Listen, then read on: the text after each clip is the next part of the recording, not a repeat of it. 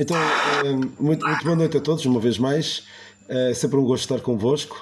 Estivemos juntos há relativamente pouco tempo, com muitos de vocês, ou provavelmente até com todos vocês.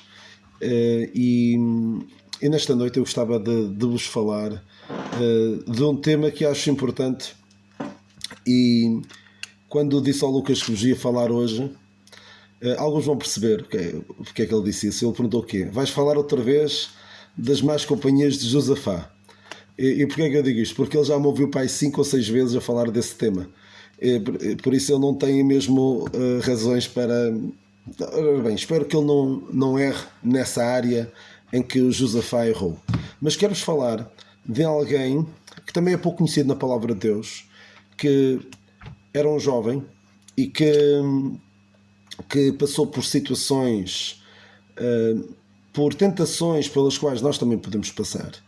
E vocês, particularmente os jovens, mas não é o tipo de tentação que não pensem que com a idade as coisas vão mudar, mas cometeu graves erros. E vamos ver que também este padeceu, e peço-vos que vão abrindo as vossas Bíblias no segundo livro de Samuel 13, segundo livro de Samuel 13, e segundo livro de Samuel 13. E este homem cometeu vários erros, e o tipo de pessoas com quem ele se dava contribuiu muito para isso. Vamos então, é uma história relativamente pouco conhecida, mas conhecem certamente a história que vem antes. Antes deste episódio que vamos ler agora, foi aquela grande falha do rei Davi, quando cometeu um pecado de adultério e de homicídio, o de adultério com Batseba e depois o homicídio do seu marido, de Urias. E a seguir, parece que a família de Davi, ele tinha muitos filhos, ele tinha várias mulheres e tinha muitos filhos, e parece que perdeu mão naquilo tudo, porque o pecado sexual de Davi acabou por ser o gatilho para o desmoronar em muito da sua família. E vamos ver o que é que aconteceu aqui no segundo livro de Samuel 13. E aconteceu depois disto, que tendo Absalão, filho de Davi, uma irmã formosa, cujo nome era Tamar, Amnon, filho de Davi, amou-a. E angustiou-se Amnon até adoecer por Tamar, sua irmã, porque era virgem e parecia aos olhos de Amon dificultoso fazer-lhe alguma coisa. Tinha, porém, Amnon um amigo, cujo nome era Jonadab, filho de Simeia, irmão de Davi. E era Jonadab homem muito sagaz, o qual lhe disse: porque tu de manhã em manhã tanto emagreces, sendo filho do rei? Então me farás saber a mim? Então lhe disse Amnon: amo a Tamar, irmã de Absalão, meu irmão. E Jonadab lhe disse: deita-te na tua cama e finge-te doente, e quando o teu pai te vier visitar, diz-lhe: peço-te que minha irmã Tamar venha e me dê de comer pão e prepare a comida diante dos meus olhos, para que eu a veja e coma da sua mão. Eu vou continuar daqui a pouquinho a ler um pouco mais deste episódio. Então, Davi tinha vários filhos, várias mulheres, e havia 2 filhos que eram da mesma mãe, que era Absalão e Tamar. Eram irmãos de pai e de mãe. E o Amnon era irmão de Tamar, mas só por parte do pai. E Amnon apaixonou-se por ela. Era uma rapariga virgem, muito bonita, mas só por ele não conseguia ter a atividade, ter a iniciativa de se envolver com ela. Diz aqui a palavra de Deus: parecia aos olhos de Amnon dificultoso fazer coisa alguma. E quem é que aparece em cena? Aparece em cena um primo dele. Eu sei que tem aí muitos primos, vários, se calhar metade dos que aí estão são primos uns dos outros, e é muito importante termos primos que realmente nos aproximem de Deus, É uma grande responsabilidade dos primos mais velhos ajudarem os primos mais novos, os irmãos mais velhos ajudarem os irmãos mais novos, os jovens mais velhos ajudarem os jovens mais novos a aproximarem-se do Senhor. Como diz o salmista, o pai não, possivelmente o pai, mas não sabemos, o salmista em Salmo 119 diz: companheiro sou dos que te temem e guardam os teus mandamentos. É com este tipo de pessoas que nós nos devemos envolver, que nos devemos deixar influenciar. Porque podemos ser uma ajuda ou podemos ser um tropeço. E este Amnon tinha um primo, o Jonadab. E este Jonadab era um homem, o rapaz diz aqui, era Jonadab, homem muito sagaz, ele sabia muito da vida. Ele era um homem muito batido, com muita experiência. E deu-lhe um conselho espetacular. Finge-te de doente, pede para ela vir cá e quando ela estiver aqui perto, tu está mesmo ali à mão de semear. Alguém que torna mais fácil para ti caíres em pecado não é teu amigo. Não é esse tipo de pessoas com as quais tu deves envolver. Não deve ser desse tipo de pessoas que tu deves rodear. Pessoas que são desbloqueadores de pecados. Porque aqui ele queria cometer um pecado, mas a própria natureza dizia-lhe que aquilo não estava certo. Porque ela era irmã. E segundo a lei de Deus, em Levítico 18:9, ele diz que não te deitarás com a tua irmã. Isto está errado. Claro que pode alguém vir dizer: então como é que Caim fez? Atenção, aí não havia ainda a lei, né? Caim certamente terá tido filhos com uma irmã sua, quase certeza, não é?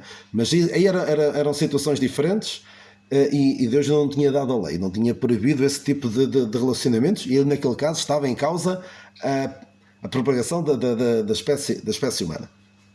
Mas isto para dizer que ele sabia que não estava certo, mas apareceu em cena alguém que o ajudou a relativizar a gravidade do pecado. Alguém que, perante algo que é cinzento, na melhor das hipóteses, vamos pôr aqui que vocês estão a ver assim com luz. Alguém que, perante algo que, na melhor das hipóteses, é cinzento, nas questões de preto e branco, e tenta branquear, e vos ajuda a branquear a coisa, ajuda a relativizar a gravidade do pecado, esse tipo de pessoa não é verdadeiramente tua amiga. E não deve ser desse tipo de pessoas que nós nos devemos rodear. E atenção, que pode muito bem ser a nossa própria família.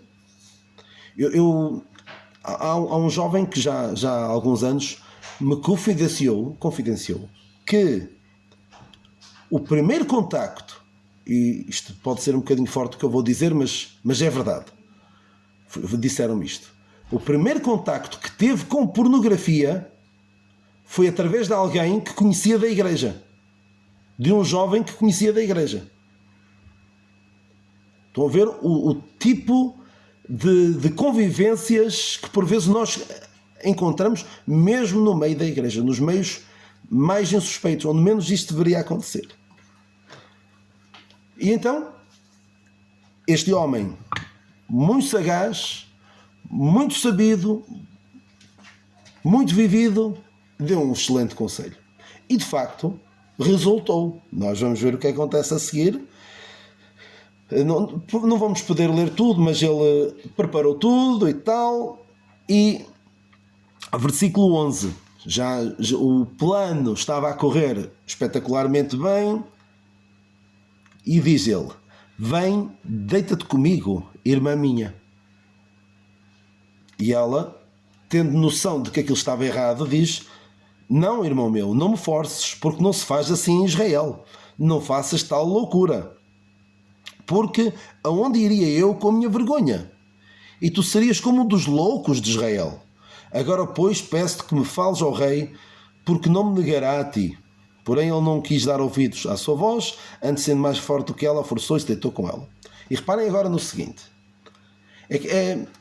Quando nos dizem que algo não faz mal nenhum, até vai ser bom, vendem-nos a coisa como se fosse, vai ser espetacular, vai ser tão bom. O pecado é vendido como sendo algo bom. E vemos logo a Eva, quando foi tentada, o pecado não lhe foi apresentado como algo horrível. Foi apresentado como uma roupagem linda. Olha que bom, tu até vais ficar a saber as coisas como Deus. Os teus olhos se vão abrir. Deus está a privar-te de um conhecimento superior. É vendido desta forma. Só que depois, quando se cai no pecado, é caso para dizer, é um segundo de prazer, uma vida inteira ou a eternidade toda de arrependimento. Por acaso este Amnon não teve muito tempo para se arrepender, morreu. Ainda foi uns anos depois, não foi logo a seguir, mas que pelo menos aqui neste capítulo foi logo a seguir. Que não viveu muito mais para se arrepender deste pecado. A seguir, a ele cometer este pecado com a sua irmã, reparem, depois de Amnon aborreceu com grandíssimo aborrecimento, porque maior era o aborrecimento com que a aborrecia do que o amor com que a amara. Ou seja, agora, olha, mastiga, deita fora. Tratou esta sua irmã como uma chiclete. Mastiga, deita fora. Levanta-te e vai-te. Então ela lhe disse, não há razão para me despedires assim, maior seria este mal do que o outro que já me tens feito. Porém não lhe quis dar ouvidos. E chamou o seu moço que o servia e disse, deita a esta fora e fecha a porta após ela. Depois de se servir dela, depois de lhe tirar algo que naquele tempo, e hoje infelizmente não é tanto assim, algo que era muito precioso para qualquer jovem, que era a sua virgindade, deitou-a fora. Desprezou-a. E reparem que ele aborrecia mais, odiava mais do que a tinha amado. Ou seja, aquilo não era amor, aquilo era uma paixão, era cobiça, era lascívia, não era verdadeiro amor. O verdadeiro amor não faz isto. O verdadeiro amor não força o outro. O verdadeiro amor não busca os seus próprios interesses, como diz o apóstolo Paulo aos Coríntios. O amor não busca os seus interesses. Então ela foi-se e foi ter com o seu irmão. E o seu irmão Absalão perguntou-lhe, esteve Amnon, versículo 20, esteve Amnon teu irmão contigo? Ora pois, minha irmã, cala-te, é teu irmão, não se angustie o teu coração por isto. Assim ficou Tamar e esteve solitária em casa de Absalão, seu irmão. Porquê é que Absalão fez isto? Não foi falar com Davi. Importante. E ouvindo o rei Davi todas estas coisas, muito se acendeu em sua ira. Ficou muito zangado. Fez alguma coisa? Não. Porque Davi já tinha perdido a mão nos seus filhos. Depois daquilo que ele tinha feito, algum tempo antes, eu estava aqui à procura daqui de uma... exatamente. Exatamente. Quando Davi cometeu aquele pecado, reparem o que é que o profeta Natan lhe disse. Segundo o livro de Samuel 12:10. Agora, pois, não se apartará a espada jamais da tua casa, porquanto me desprezaste e tomaste a mulher de Urias o Heteu para que te seja por mulher. Assim diz o Senhor, eis que suscitarei da tua mesma casa o mal sobre ti, e tomarei tuas mulheres perante os teus olhos, e as darei ao teu próximo, o qual se deitará com as tuas mulheres perante este sol. Porque tu fizeste em oculto, mas eu farei este negócio perante todo Israel e perante o sol. Ou seja, por causa do que Davi fez, veio tudo isto.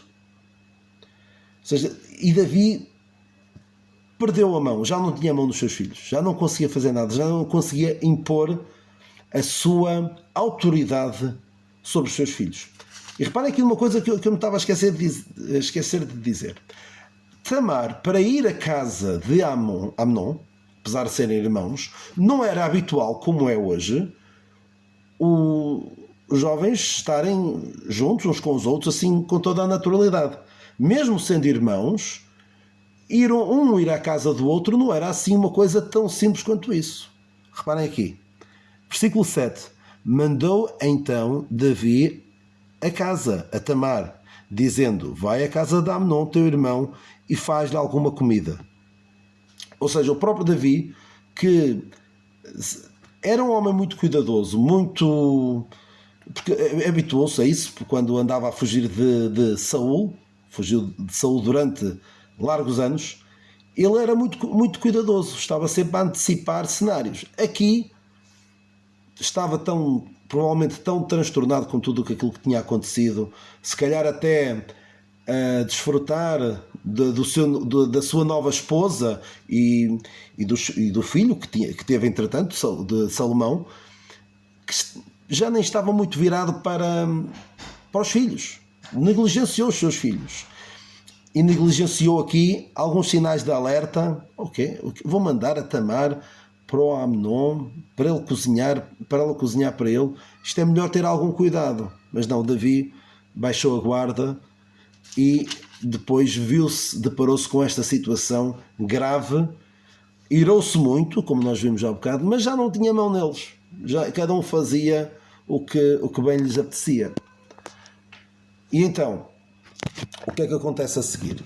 O Absalão, que era muito esperto, aproveitou esta situação para matar 3 coelhos de uma cajadada só. Eu vou vingar a minha irmã, vou vingar-me do meu irmão e vou já eliminar a concorrência ao trono. E disse a Tamar: deixa de estar, não faças nada. E esperou algum tempo, e passados 2 anos inteiros, o que é que ele fez? Convidou os irmãos todos para ir lá à casa dele. E o que é que fez? Reparem aqui. Versículo 28. E aqui novamente o Amnon, o Absalão, convidou os irmãos todos e pediu a Davi. E Davi, uma vez mais, sabendo o que tinha acontecido, e que Absalão certamente não estaria contente com o que o seu irmão tinha feito à sua irmã, deixou-os ir todos. Ok? Absalão veio ao rei, versículo 24: eis que o teu servo tem tosquiadores, peço que o rei e seus servos venham com o teu servo. Então, mas diz, versículo 26, quando não, deixa ir connosco Amnon, meu irmão. Porém o rei lhe disse: para que iria contigo? E instando Absalão com ele, deixou ir com ele Amnon e todos os filhos do rei.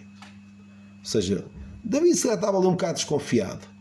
Porquê é que estás tão interessado agora no teu irmão Amnon? Por acaso, por coincidência, foi o que fez aquela maldade à tua irmã? Mas acabou por deixar ir. E todos os outros irmãos. Versículo 27. E Absalão deu ordem aos seus moços, dizendo: tomai sentido, quando o coração de Amnon estiver alegre do vinho, e eu vos disser: feri Amnon, então o matareis.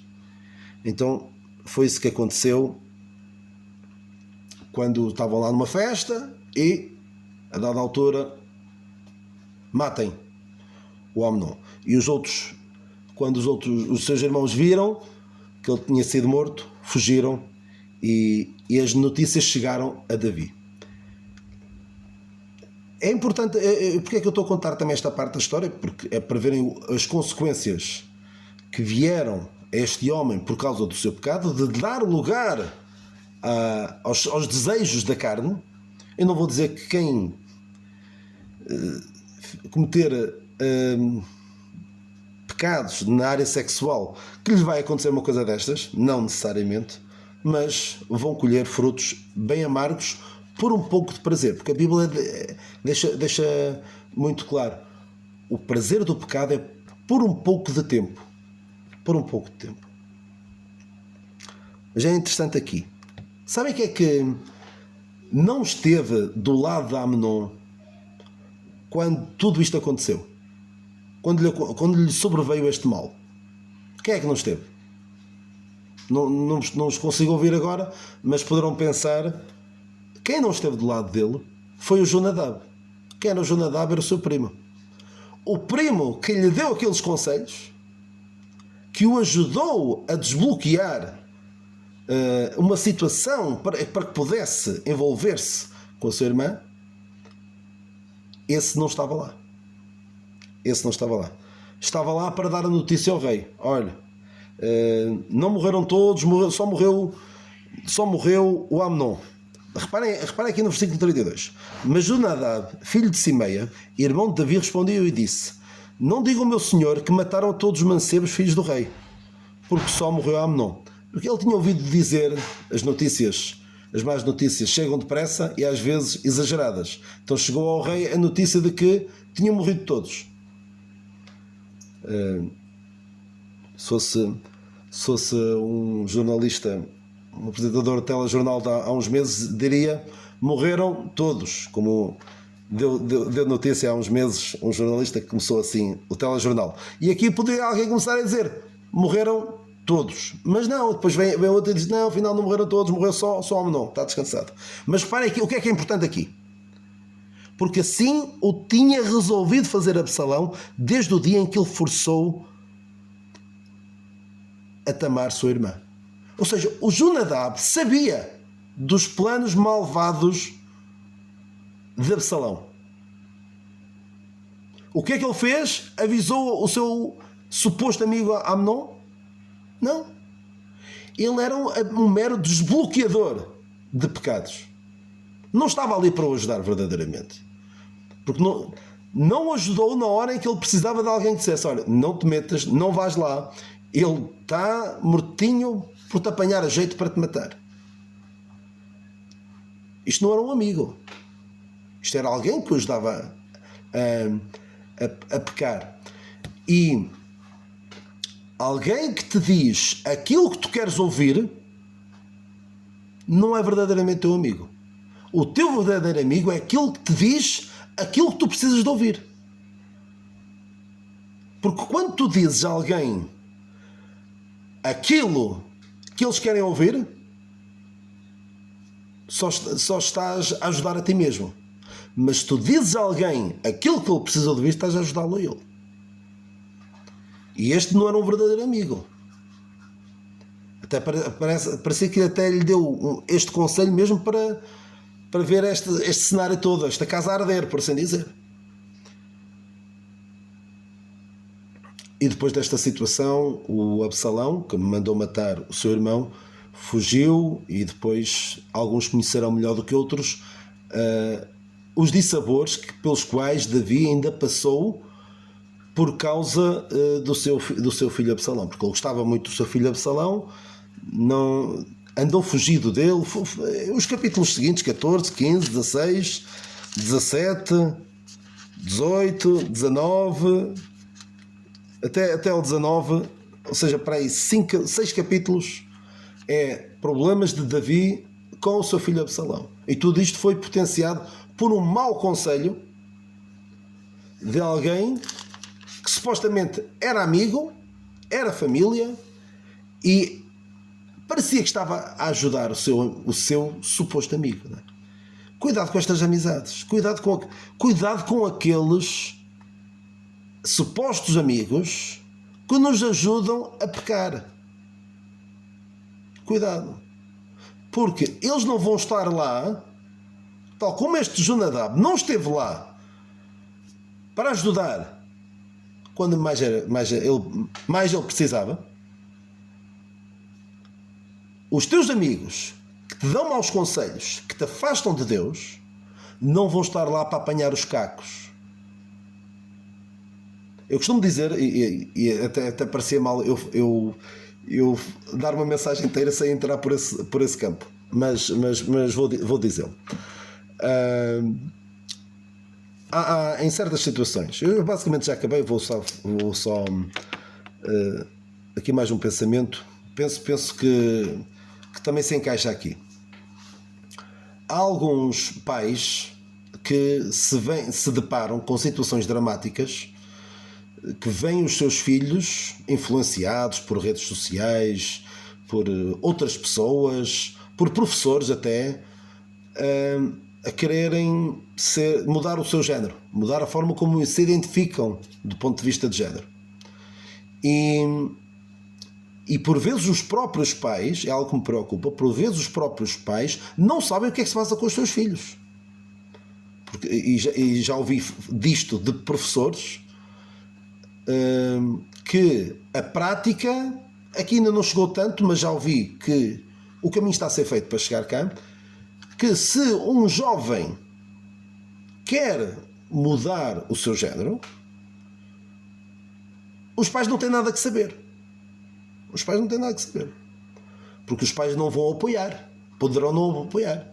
E se os pais não vão apoiar, se aquele jovem sentiu que na escola tem alguém que os ajuda nesta sua decisão, o tal facilitador, o tal desbloqueador de pecado, não é? Tem na escola alguém que vai afirmar a sua escolha, a sua identidade de género. E portanto o pai não deve saber disso. Porque vai dizer a alguém: para que é que vais trazer mais stress sobre aquela pessoa? Mas sabe, em relação a isso, o que é que eu costumo dizer? Quem é que vai estar ao lado daquela criança desgraçada para apanhar os cacos? Vai ser o professor? Vai ser o influencer que não conhece de lado nenhum, que não sabe quem ele é, que não conhece o seu drama do dia a dia? Vai ser essa pessoa que vai estar ali para apanhar os cacos? Não vai ser. Vão ser os pais. Por isso também é muito importante nós termos boas relações com os nossos pais. Nós somos pais, alguns aqui são pais, ou serão pais um dia. Desenvolvam boas relações com os vossos filhos. E filhos, desenvolvam boas relações com os vossos pais. Para que eles sintam que podem confiar em vocês. Nos seus dramas, nas suas situações complicadas pelas quais passam. Porque que eles possam ver em vocês alguém a quem podem recorrer quando estão a passar por alguma situação complicada. Aqui, infelizmente, o Amnon não tinha uma relação com o seu pai que lhe permitisse... Pai, também não olhava para o pai e não via exemplo nenhum também, não é? Era um problema. O próprio David estava completamente desautorizado nesta área. O homem não estava a passar por uma situação complicada, estava apaixonado pela sua irmã. Ele precisava de alguém que dissesse: não, isto não é lícito, não pode ser, não está certo. Mas infelizmente tudo à sua volta parecia legitimar este tipo de comportamentos. O meu pai tomou uma mulher um bocado à força, e então porque é que eu não posso fazer o mesmo?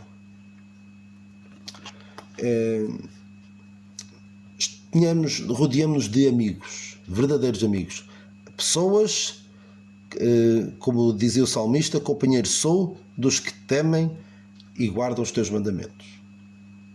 É este tipo de pessoas que nós precisamos na nossa vida. Não precisamos de homens sagazes, homens espertalhões, homens que sabem muito. Precisamos de pessoas que realmente nos aproximem de Deus. Um verdadeiro amigo é aquele que nos aproxima, nos leva para mais perto de Deus, nos leva mais perto de tomar as decisões que estão de acordo com a palavra de Deus. Que o Senhor nos abençoe e nos guarde.